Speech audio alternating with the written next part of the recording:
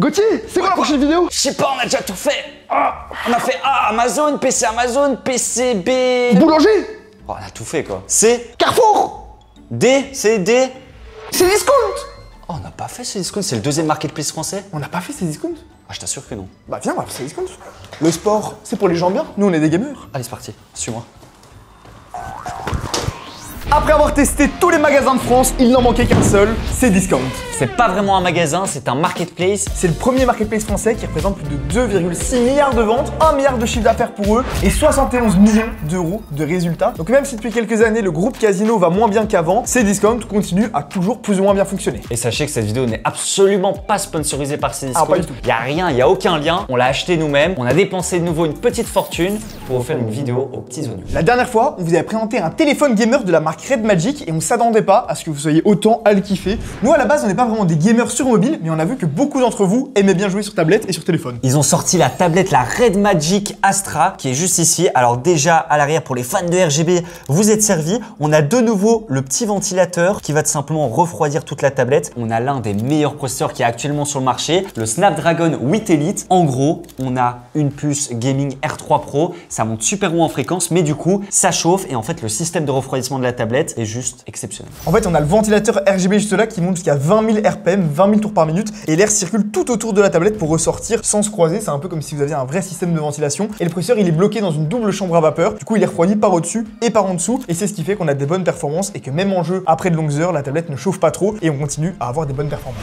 C'est bien d'avoir de la puissance, mais il faut un bon écran. Et là, c'est vraiment premium. 2.4K, 165 Hz, OLED, 9 pouces, taille parfaite. Au niveau du touch sampling, donc la réactivité de l'écran, pas au niveau de la fréquence d'affichage, mais bien au niveau de la détection de vos mouvements, et bien on est sur du 240 Hz. Ça fait vraiment la différence avec du 120 Hz. Et en plus, ils ont une sorte de mode boost où ça peut monter jusqu'à 2000 Hz. Et pour le prix, ça commence à 500 € et ça va jusqu'à 850 € pour la plus grosse avec 1 Tera de stockage et 24 Go de RAM. En tout cas, si la tablette vous intéresse, on vous met le lien pour avoir plus d'informations et les specs exacts en description, ainsi que le lien pour l'acheter. Merci à Red Magic, merci à vous. On passe à la vidéo. Non, moi je joue à PUBG. On passe à la vidéo, j'ai dit. On passe à la vidéo. Alors Cdiscount ne vend pas vraiment de PC directement, c'est un marketplace, donc n'importe qui peut mettre un PC à la vente dessus. On a tout simplement pris l'un des plus vendus et surtout d'un revendeur allemand qui vend sur Cdiscount. Il y a énormément de constructeurs et de sites allemands qui vendent sur Cdiscount pour rentrer en France. Et alors que Megaport vient de faire faillite, il y en a certains comme ici qui essaient de se faire une petite place. Bon, on va voir ce que ça donne. Peut-être que c'est l'affaire du siècle ou la plus grosse arnaque de cette décennie. En tout cas, ce qu'on voit ici, c'est que le modèle Q s'appelle le Air Force GT1 Black. Tu sais pas si tu vas avoir des chaussures ou un PC gamer. J'espère qu'il va être à la hauteur. Ça nous vient de Walid Karimzada à System Ref dans le Thüringer Dorsten en Germanie. Donc ça vient d'Allemagne. Ok, en gros ça vient d'Allemagne. Et ici, on a un petit papier. En général, ça c'est la facture qui est donnée avec. Alors c'était pas livrable en Belgique, donc on a dû le faire livrer chez un des employés de Fleup qui habite à Valenciennes. Salut. Dédicace à lui, c'est Mike. Allez, toi tu fermes ta. Il y a un truc que je comprends pas. Dis-moi donc. Il y a deux noms. La facture, elle est à un autre nom que je connais pas, avec une autre adresse. Et le bon de livraison, lui, il est bel et bien chez notre collaborateur Michael. Donc j'ai pas compris le... Surtout que c'est le même numéro de client. Attends, il y a toute la config, on se spoil. Ouais, regarde pas. C'est le même numéro de client, c'est la même date de facture. Et la facture... Ok. Mais la facture est au nom d'un certain Julien qui habite à Villeneuve et pas du tout dans la même région de France que là où on a commandé. Pourquoi? Ah oui, morcelet.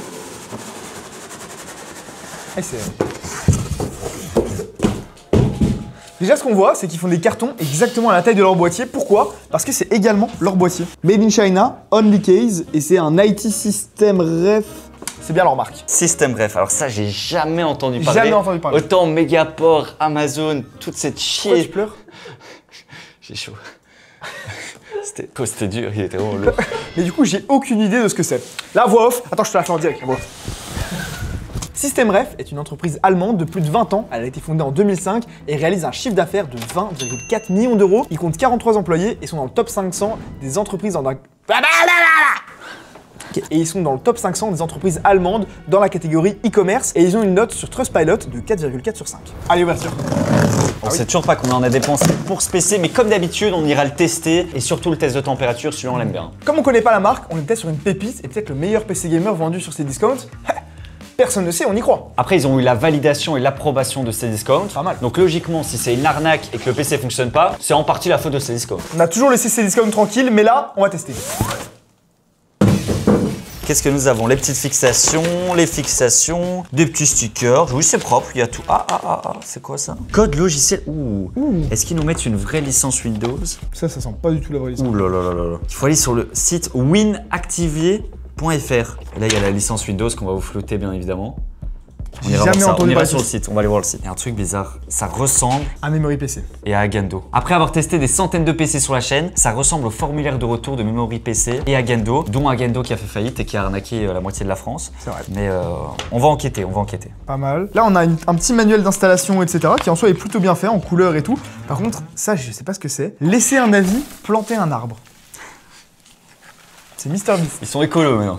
Votre évaluation est importante pour nous. Elle nous incite à améliorer encore nos produits pour vous. Après, c'est une bonne idée. Depuis 2021, SystemRef est partenaire officiel de Plan for the Planet. Pour chaque avis publié, SystemRef plante un arbre. Ouais, mais ça fait c'est quoi le rapport entre planter un arbre et les avis? À la limite, mettre un avis et recevoir de l'argent, bon, c'est bâtard, mais c'est logique. C'est illégal. Mais je vois pas le rapport avec l'arbre. Après, c'est chouette. Une fois publié sur Amazon, ouh, ça sent l'illégalité. Déjà, t'achètes sur Cdiscount, ils te demandent de laisser un avis sur Amazon. Amazon interdit formellement d'inciter les gens à laisser des avis parce que autrement, ça trompe complètement les consommateurs, tu vois. Genre, après, là, c'est pour planter un arbre, mais. Aidez-nous à rendre la planète un peu plus verte, à protéger le climat et à créer de nouveaux habitats. Par amour pour l'environnement, ce flyer est imprimé sur du papier recyclé. Combien ça coûte de planter un arbre au Nicaragua? Ça coûte peut-être plus cher que de monter un PC. Surtout qu'ils disent votre arbre, comme s'ils allaient donner ton nom. Sauf que le problème, c'est qu'ils ont déjà mis 2 noms dans la facture et la commande. Du coup, l'arbre, il est au nom de qui? De Julien ou de Michael? Ah, j'ai le prix. Ça coûterait 1 € à planter un arbre. Après, est-ce qu'ils le font vraiment, etc. On pourra pas les vérifier. Après, on pourrait laisser un avis et demander, genre, qu'ils nous montrent l'arbre qu'ils ont planté grâce à nous. L'arbre French Hardware, après c'est vidéo. Alors, on a une petite clé Wi-Fi. Ouf. Ah oui.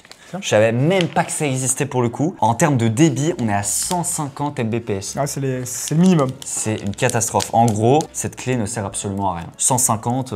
En fait, ce qu'ils font, c'est que comme ils mettent des cartes mères sans Wi-Fi, bah, ils rajoutent ça avec dans chaque boîte pour être sûr que le client se plaigne pas. Parce que nous, chez Fleury, par exemple, il y a certains PC qui ont des cartes mères Wi-Fi et il y en a d'autres qui n'ont pas le Wi-Fi. On essaie de l'indiquer clairement sur le site, mais voilà, parfois il faut acheter la clé. Mais là, pour éviter les avis négatifs et les questions, bah, ils en mettent une à chaque fois, sauf qu'ils vont pas mettre une bonne. Et aujourd'hui, c'est limite impossible de jouer avec ça, quoi. Ça peut aller, mais ça dépanne. À l'ancienne. Le PC le plus vendu, c'est Cdiscount, c'est maintenant. Alors déjà, on est sur un boîtier aquarium mais en une chambre. C'est-à-dire qu'on n'a pas l'alimentation derrière. Et ça, c'est plutôt super beau. Ouais, j'aime bien. Et ça coûte pas cher. Voilà. Aujourd'hui en Chine, pour une trentaine d'euros, on peut avoir ça. Ok.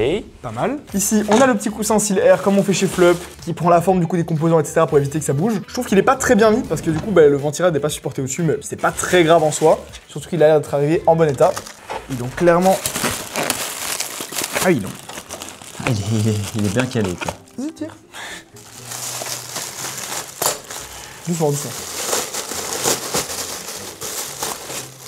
Intéressant, intéressant. Intéressant. Déjà, il n'y a pas de rame verte, il n'y a pas de ventirad de base. Ça commence bien, quoi. Oh, putain, la qualité du boîtier.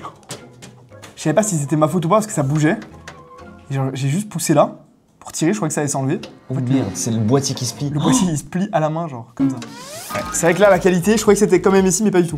Déjà, le gros point fort que je vois ici, c'est qu'on a une carte mère ATX. Ouais. Et ça, je m'y attendais, mais pas du tout. C'est la première fois, je pense, qu'on voit une vraie bonne carte mère ATX. Alors, je la connais, celle-là, c'est la B550 Gaming XV2 de chez Gigabyte. Aujourd'hui, elle vaut plus que 80 €. Ouais. Mais c'est vrai qu'ils auraient pu mettre une carte mère à 40 €. C'est vrai. Un chipset pas cher, une carte mère de basse qualité. Et ils l'ont pas fait, donc déjà là, ça part bien. Exactement, ça, c'est franchement un très très bon point. Idem au niveau de la RAM, on voit directement qu'on est sur des barrettes de RAM Corsair et pas des bêtes barrettes de RAM vertes. Ça, c'est quand même vraiment cool. Et alors, qu'est-ce qu'on a? Celle-là DDR4 déjà, évidemment. Oh, 2x16, 32 Go au total à 3600 MHz. Ouais, en casse 18 en plus, c'est vraiment. C'est bien. Non, c'est bien, ça commence bien, mais cette vidéo commence bien. C'est bien, c'est bien. Franchement, c'est bien. Franchement, moi, je plante des arbres. On n'a pas encore vu le prix vu que c'est Jarod qui a commandé. Je prie pour que ce soit bien. Espérons que le prix est bon. Mathis, on est quand même les fondateurs de Flup. On pourrait pas dire qu'un PC est bien, c'est pas possible.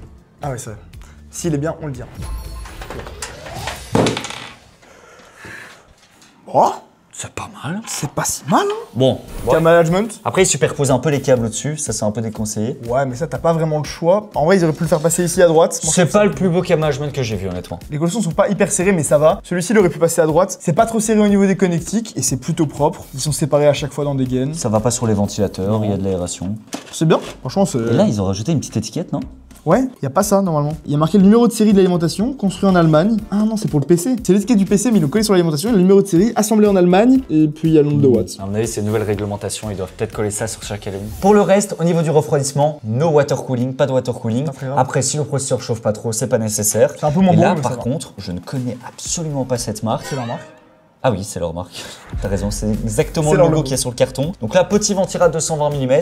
En soi, ça pourrait être un bon ventirad. Il y a combien de caloducs? 6 caloducs. Ah oui. Et pour ce qui est du stockage, on est sur un Western Digital SN3000 1 Tera. 1 Tera de stockage, c'est largement suffisant. Et regarde, Mathis, à l'arrière, il y a la possibilité de mettre sa carte graphique à la verticale. Ah ouais, je l'avais pas vu sur ce boîtier, c'est pas mal. Après, il faut acheter les riseurs, etc. qui vient en plus juste ici. Et il reste la carte graphique aussi. Évidemment, vous le connaissez, on va pas vous donner le modèle de la carte graphique tout de suite, on va passer au test après. Mais on est déjà sur un modèle Ghost de chez Palit que je trouve plutôt joli, efficace. Esthétique. Et pour une carte graphique milieu de gamme, c'est très bien, il n'y a aucun souci. Vous aurez exactement les mêmes performances. Pour la lime, on voit à travers le grillage au-dessus et heureusement merci. C'est une MSI Mag A650BN. La lime qu'on vous met sur toutes les vidéos bon plan tous les mardis sur la chaîne Mathis et Gauthier. Elle est trop bien. D'ailleurs, n'hésitez pas à aller vous abonner à cette chaîne et à la chaîne French Harder parce qu'au 1 million d'abonnés, c'est 50 PC d'offert. Exactement, on fera gagner 50 PC pour les 1 million d'abonnés à plusieurs prix différents, etc. Et il y aura même d'autres paliers intermédiaires avec des écrans, des claviers, des souris, etc. à gagner. Donc vraiment, si vous n'êtes pas encore abonné, abonnez-vous, c'est super important. On serait la première chaîne hardware francophone à dépasser le million d'abonnés. Ça, c'est incroyable. En tout cas, ce que je te propose, c'est directement aller tester ce PC sur tous les jeux en 1080p, 1440p et d'aller comparer via ses concurrents. C'est parti, je suis déjà au on y test va. là. On a installé le PC Gamer Cdiscount juste ici. Alors déjà, première chose, il s'allume et surtout, il y a Windows. Ça c'est cool. Par contre, il n'était pas activé. Alors là, j'ai ressorti la magnifique feuille de comment activer Windows avec le code secret. Alors en gros, il faut aller sur le site winactiver.fr, mettre leur code et ensuite, tu reçois la licence Windows. Et c'est pas un site qui est détenu par SystemRev, donc l'entreprise qui a fourni le PC Gamer, c'est pas non plus un site de Microsoft officiel, ça on s'y attendait. C'est un site qui appartient à BCS IT, qui est une entreprise allemande de vente de logiciels qui a l'air absolument inconnue au bataillon et de rien faire. D'après nous, ils ont clairement un lien avec SystemRev, et juste ils ont séparé la société parce que comme la vente de clés Windows EM est un peu dans une zone grise entre ce que Microsoft accepte pas, c'est des clés officielles mais qui sont revendues en Chine pour être vendues moins cher ensuite, etc. La plupart des entreprises qui le font sur internet sont en Chine ou à Hong Kong, et là comme c'est en Allemagne, je pense que par sécurité ils ont créé une autre société pour le faire. Enfin bon, on n'a pas trouvé grand chose, mais c'est ça pour dire qu'en gros, il faut rentrer cette clé là dans le site pour récupérer la vraie clé, l'introduire à la fin. Ça fonctionne. Voilà, ça a l'air de marcher. Voilà, le plus important pour le gamer, on s'en fout de où elle vient, la clé fonctionne, on n'a plus qu'à lancer un petit 3D Mark par exemple. Quoi. Sur le 3D Mark, on a 12 595 de score, ce qui est un tout petit peu en dessous de la moyenne, mais qu'est-ce qu'on a au niveau des composants? La carte graphique, on a plus de 13 500 de score, et le processeur seulement 9000, et on comprend tout de suite pourquoi. La carte graphique, on est ici sur une RTX 5060, une très bonne carte graphique, entrée de gamme on va dire, elle est évidemment mieux que la 5050, mais ça reste quand même l'une des cartes graphiques les moins chères de chez Nvidia actuellement. Et puis pour le processeur, on est sur le 5700X, Il se fait un peu vieux. qui commence un peu à dater, mais qui reste un processeur assez bon et polyvalent. En tout cas pour du gaming, ça posera pas de problème. C'est ça, quand t'as une 5060, pas besoin d'avoir un i9 14900K. Non, mais par contre, comme nous l'a fait remarquer Aurélien, personne ne sait qui est Aurélien. C'est lui. Si on était parti sur un 14400F par exemple, qui coûte quasiment le même prix, même au niveau de la carte mère pour le moment, eh bien on aurait pu avoir de légèrement meilleures performances grâce au PCI Express 5.0. Donc vraiment c'est pour chipoter, en vrai la config est bien. Surtout qu'on a 32 Go de RAM en DDR4. C'est pas mal. La limite c'est même trop, on aurait pu se contenter de 16 avec cette config. Mais au moins on est tranquille, 1 Tera de SSD. Franchement la config y a rien à dire. Et même le refroidissement, moi je suis assez étonné. On a fait un ECCT. Au début on n'avait pas de bons résultats. On était genre à 70 watts sur le processeur et il montait pas haut en fréquence. J'ai activé le PBO dans le BIOS. D'ailleurs je vous conseille de le faire. Et là tout de suite ça n'a rien à voir. On est monté à 4,3 GHz, 130 watts au niveau du processeur. Mais du coup c'est sûr que ça chauffe et ça reste quand même plutôt correct. 92 degrés certes c'est énorme. Mais là on est à 100% quoi. J'ai vraiment tout débloqué dans le BIOS. Donc là on voit clairement que pour un 5700X, la plupart des ventirades sur le marché feront le taf. En tout cas là on a un ventirad qui a quand même pas mal de caloducs mais avec un ventilateur et il refroidit super bien notre Ryzen 7 5700X. Donc clairement il n'y a même pas besoin de water cooling. On va faire un petit test d'airflow. J'envoie la fumée. C'est parti Mathis. Est-ce que les ventilateurs sont dans le bon sens? Exactement. Est-ce qu'ils ont bien mis des ventilateurs en reverse ici sur le côté, avec l'air qui est aspiré? Oh. Ça a l'air d'être le cas. Ça aspire. Parfois les ventilateurs qui sont ici soufflent vers l'extérieur et ça c'est pas très intéressant parce que du coup si tous vos ventilateurs sont vers l'extérieur, eh bien vous avez de la fumée qui va rentrer. Ici c'est bien en aspiration, donc ça c'est plutôt positif. Comme on a zéro ventilateur en face avant ou en bas, eh bien du coup on a quand même un peu d'air qui rentre mais c'est pas grand chose non plus. Donc ça va, il y aura pas trop de poussière dans le PC normalement. Et niveau performance en jeu maintenant sur CS2, eh ben ça donne 224 FPS en 1440p élevé. Ça passe hein. C'est bien. Honnêtement pour une 5060, en 1440p, c'est bien. Sur Rainbow Six Siege, eh bien on est à 247 FPS de moyenne avec 90% d'usage de la carte graphique, c'est parfait. Et sur Cyberpunk, 219 FPS avec le DLSS 4. Ça passe bien. Et au niveau du SSD, là aussi, on est même au-dessus de ce qui est annoncé, vu qu'on a 5000 mégabits par seconde en lecture et en écriture, on est à 4300. C'est même un peu plus que les 5000 et les 4002 qui étaient annoncés, donc clairement, ça passe bien. Et en plus, malgré qu'ils demandent des avis en échange de planter des arbres, d'ailleurs, ils ont énormément d'avis sur eBay par exemple, donc ça s'attendait peut-être à avoir des composants d'occasion à l'intérieur, on a bien vérifié. Ici, le SSD n'est pas du tout d'occasion, il a été allumé que 4 fois et a tourné 20 heures au maximum en comptant le test en plus. Donc clairement, c'est pas des composants d'occasion, et vu le nombre d'avis qu'ils ont sur eBay, s'ils ont réellement planté un arbre pour chaque avis, il y a déjà une belle petite forêt. Et on n'irait pas vérifier ça. À 10 000 likes, on va en Allemagne. C'est au Nicaragua. Ah merde. C'est plus lent. Pour l'instant, ce PC, on a trouvé que des points positifs. Alors même si au niveau du design, certains ça va leur plaire ou pas, les ventilateurs comme ça, et même le ventirad, mais c'est vrai qu'on n'a pas vu un seul point négatif. Alors oui, le boîtier, c'est clairement un boîtier en Chine qu'ils ont fait pas trop cher. Le ventirad, on espère qu'il durera dans le temps, mais pour le reste, c'est tous des composants de marque et les performances sont clairement au rendez-vous. Mais comme on dit à chaque fois, un bon produit, c'est un produit qui a un bon prix. Et là, on est à 949 € pour ce PC gamer sur Cdiscount. Comme on peut voir, ils nous ont pas menti sur la spec, etc. Alors on a été sur leur site pour voir si on pouvait retrouver le même PC moins cher, et c'est le cas, vu qu'on le retrouve à 830 €. Donc il y a presque 120 € de différence entre Cdiscount et leur site. C'est vrai que c'est assez énorme la différence entre les deux, et ça s'explique par deux choses. Déjà, il y a le shipping vers la France qui coûte un peu plus cher. En plus de ça, il y a la TVA qui est différente. En Allemagne, ils payent pas toujours le bon taux de TVA. Normalement, quand ils vendent en France, ils doivent vendre à 20%, 21% quand c'est expédié en Belgique, et 19% seulement quand c'est en Allemagne, et ça fait quand même 2% de différence. Donc sur 1000 €, ça fait 20 €, ça fait la différence. Et le dernier point, et le plus important, eh bien c'est la marge de ces discounts. On l'a vu, ça a été expédié directement depuis leur entrepôt, donc c'est pas en fulfillment. Ça veut dire que les PC attendent pas chez ces discounts à Bordeaux, ils sont bien envoyés depuis l'Allemagne. Par contre, il y a quand même une commission, et là ça va dépendre. C'est entre 5 et 7% selon s'ils ont négocié ou non avec ces discounts, et ça, eh bien ils le rajoutent au prix, bien évidemment. Alors on a fait le panier sur Amazon et on arrive à 924 €. Donc j'ai mis le ventirad, un petit boîtier à 70 €, une 5060 MSI à 300 €. C'est honnête. Et on est vraiment sur une différence de presque 100 € entre l'acheter sur leur site ou le monter soi-même. Ouais, donc franchement, là, le prix sur leur site est vraiment imbattable. Et ça, on le sait, les Allemands, et surtout sur des PC très entrée de gamme comme ceux-ci, eh bien, ils ont des prix qui sont assez intéressants. C'est le plus gros marché d'Europe, donc clairement, il y a énormément de demandes. Ils vendent tellement de PC qu'ils arrivent à avoir des très très bons prix sur le volume. Donc ça, déjà, c'est un des points. Et deuxièmement, ils font des marges toutes petites. Et ça, c'est avantageux pour le client toute l'année, sauf quand les boîtes font faillite. Comme récemment, Megaport, qui était un des plus gros vendeurs de PC en Allemagne, mais aussi en France, parce qu'ils expédiaient des milliers de PC sur Amazon et sur ces discounts. Ils ont fait faillite en mai il y a quelques mois. Donc tous ceux qui ont acheté des PC Megaport n'ont plus aucune garantie auprès du revendeur. Et en fin d'année dernière, c'était avec Agendo. En fait, ils se sont pris une amende sur des taxes au niveau des disques durs. Ils n'ont pas réussi à payer vu qu'ils font moins de 5% de marge. Ils se sont pris, je sais pas, des millions d'euros. Et du coup, ils ont vendu un max de PC pendant le Black Friday. Et au moment de livrer les clients, hop, ils ont posé le bilan, faillite, et tout le monde s'est fait arnaquer. Et ça, c'est la seule limite du modèle allemand, c'est que ça marche bien et c'est plutôt intéressant pour les clients. C'est pour ça qu'il y a beaucoup de Français et de Belges qui achètent là-bas. Par contre, et comme en ce moment, quand l'économie va un peu moins bien, il suffit par exemple que le taux de l'euro-dollar change. En ce moment, il est plutôt à notre avantage, mais il suffit que ça rebaisse à 1,10 par exemple, et les 8 points de marge disparaissent directement. Avec Flop, si on devait faire le même PC, alors on connaît pas le boîtier parce que là, c'est clairement des boîtiers qu'ils ont importés depuis la Chine sans logo, donc ça doit pas être trop cher les ventilateurs non plus. Le ventirad, c'est leur marque et ça coûte évidemment moins cher que les water cooling qu'on met avec Flop, de MSI ou autre. Mais nous, si on devait faire la même config, on n'aurait que 5 points de marge, et nous, on vend jamais à 5 points de marge. C'est impossible. Si on veut payer tout le monde, donner un peu de service, etc., c'est impossible de faire ça. Donc si vous regardez le même PC sur notre site, eh bien, on est un peu plus cher. Ici, j'ai le PC Banger, qui est l'un des PC les plus vendus chez Flop, à 899 €, donc 60 € plus cher. On a une 5060, un i5 12400F au lieu d'un 5700X, mais c'est plus ou moins les mêmes performances, voire meilleures. Le 12400F est quasiment comme le 5700X, voire meilleur sur certains jeux. Et surtout, on a un water cooling pour bien refroidir le processeur. Par contre, on a accès Go de RAM. Voilà. Et si on veut avoir 32, il faut payer 50 € de plus. Ça coûte cher la RAM. Et on a eu le fin mot de l'histoire par rapport à la facture de Julien qu'on avait reçue, qu'on ne connaît pas du tout, en tout cas qu'on croyait ne pas connaître. On a tapé sur internet et on a découvert qu'il avait une chaîne YouTube et qu'il nous avait même déjà envoyé des messages sur Instagram auxquels on n'avait pas répondu, honte à nous. D'abord, il a cru qu'on s'était fait hacker notre compte Instagram parce qu'il n'a pas compris de nous sortir avec une facture à son nom. Et au final, l'histoire, c'est qu'il avait commandé un simulateur Trustmaster sur Cdiscount il y a 2 ans, qui avait été vendu par cette société-là. Et je sais pas comment ils ont fait pour se tromper, mais ils nous ont envoyé une facture à son nom. Et on a vraiment toutes ces informations. On a son nom de famille, son adresse mail, son numéro de téléphone. Donc ça, niveau RGPD, c'est pas foufou quoi. En plus de ça, il y a l'histoire des arbres qui plantent, etc. Pour avoir des avis supplémentaires, c'est pas 100% propre. Après, j'ai envie de dire que ça, c'est le modèle à l'allemande. C'est comme Aldi ou Lidl. Ils font du volume, c'est pas cher, les clients viennent. On respecte pas toujours les clients, les employés, etc. Il y a des pots cassés, mais au final, les gens continuent à acheter.